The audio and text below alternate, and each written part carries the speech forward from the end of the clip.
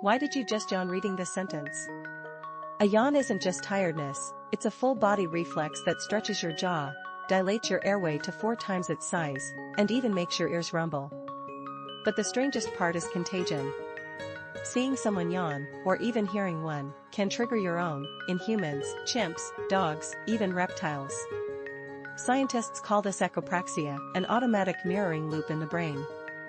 It starts absurdly early. Unborn babies begin catching yawns from their mothers at just 7 months in the womb. So yes, you're probably yawning again right now.